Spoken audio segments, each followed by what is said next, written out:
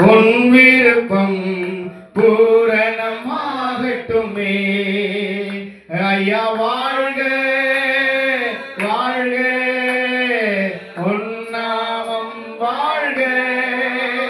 ஐயா வாழ்க வாழ்க, உன் நாமம் வாழ்க. எளிமையான எங்களையே என்றும் நினைப்பவரே, எளிமையான எங்களையே. உம்மால் தெரிந்து கொள்ளப்பட்ட பிள்ளைகளாய், அழைக்கப்பட்டவர்களாய், முன்குறிக்கப்பட்டவர்களாய், பிரித்தெடுக்கப்பட்டவர்களாய் ஆண்டவர் இந்த நாளில் எங்களை ஒன்று கூட வைத்தீர். அதற்காக உமக்கு ஸ்தோத்திரம்.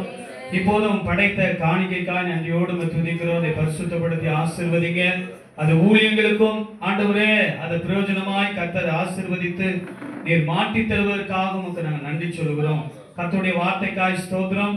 ஆண்டவரே உங்களுடைய தாசனை மறைத்து ஆவியானவர் எங்களோடு கூட நீர் இடைபடுவதற்காக உமக்கு நாங்கள் ஸ்தோத்திரம் செலுத்துகிறோம். எங்களை தாழ்த்தி ஒப்பு கொடுக்கிறோம். துதிகன மகிமையெல்லாம் உமக்கு செலுத்துகிறோம். அப்பா இயேசுவின் நாமத்தினாலே தாழ்த்தி அர்ப்பணிக்கிறோம் நல்ல பிதாவே. ஆமென் ஆமென்.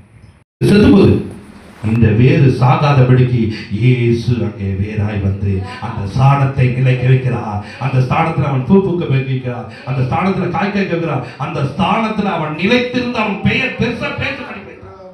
இன்னைக்கு ஆண்டோட சமூகத்தில் வந்து என் வேறு பட்டு போயிருக்குது. என்னை எல்லாரும் குறைவா பாக்குறாங்க. என்னால பூக்க முடியல, காய்க்க முடியல, என்னால ஊழியம் செய்ய முடியல. உனக்கு அவர் வேற வரவள இருக்கலாம். உனக்கு அவர் வேற வரனா நீ அவருடைய சமூகத்துல போய் அப்பாவுடைய பாக்க காத்து, அப்பா எனக்கு நீங்க உதவி செய்யுங்கப்பா.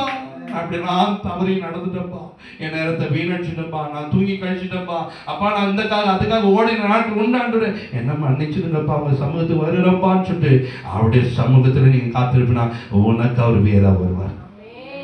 நான் தான் செஞ்சேன்னு சொல்லி பக்கத்தில் வந்து நிற்க காமிக்கல. உன் பின்னாடி இருந்து எல்லா வேலையும் பண்ணி உன்னை உயர்த்த வல்லவராக இருக்கா.